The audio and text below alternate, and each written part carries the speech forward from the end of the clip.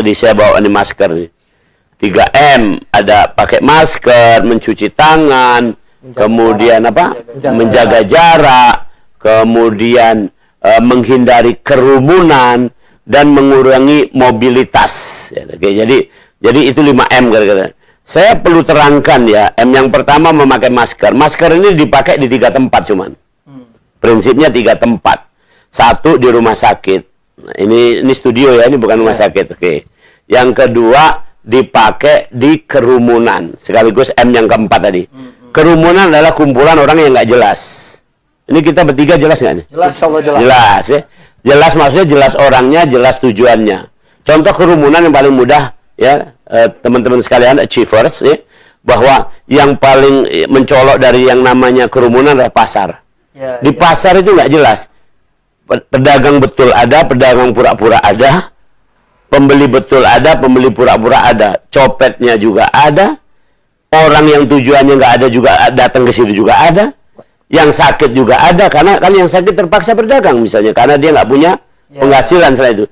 Nah, tapi kalau orang yang jelas tujuannya pasti nggak mungkin. Ke masjid jelas tujuannya, ke pertemuan jelas tujuannya. Jadi itu saya luruskan ya. Ini dipakai di kerumunan, dipakai di rumah sakit, dan dipakai ketika kita sakit atau berdekatan dengan orang sakit. Sekaligus saya sampaikan tentang menjaga jarak. Menjaga jarak itu jaga jarak dari orang sakit, bukan dari orang sehat. Jadi kalau di masjid itu sekarang masih jauh-jauh itu, tolong ini rekaman ini nanti disebar kemana-mana. Benar, menjaga jarak dari orang sakit. Mudah saja kok kalau mau ngelihat contohnya. Lihat sepak bola. Itu antara Muhammad Salah dari Liverpool kalau melawan Juventus, ada Ronaldo, itu kan tidak jaga jarak. Kalau bahasa Palembangnya kan, apa mungkin Ronaldo bawa bola terus kemudian laju cek kita jaga jarak? Nggak mungkin. Pasti, pasti langsung tabrakan. Terus kalau ngegol masih pelukan, cuma nggak ada penonton aja. Oke, jadi perlu diluruskan beberapa hal. Tadi sudah saya luruskan, memakai masker, menjaga jarak, kerumunan. Nah, yang paling pokok sebenarnya itu, kalau masalah mencuci tangan itu kita lebih sempurna. Innallaha yuhibbul tawwabin wa yuhibbul mutatahhirin. Allah suka dengan orang yang mutatahhirin, yaitu orang yang punya wudu. Orang yang punya wudu. Wudu lebih sempurna ketimbang mencuci tangan. Mencuci tangan cuma tangan, wudu itu sampai memasukkan air ke hidung, namanya gargling.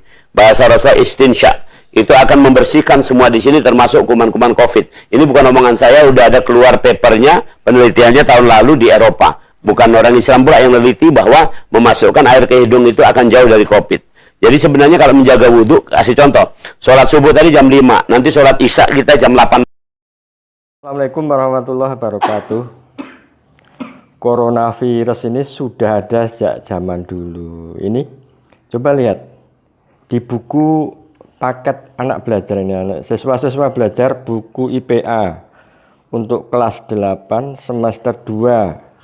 Ini diterbitkan pada tahun mana, tahun terbitnya Pak? Nah ini 2017 pada bab sistem pernapasan. Ini pada gangguan B, gangguan pernapasan. Lihat ini, coba lihat.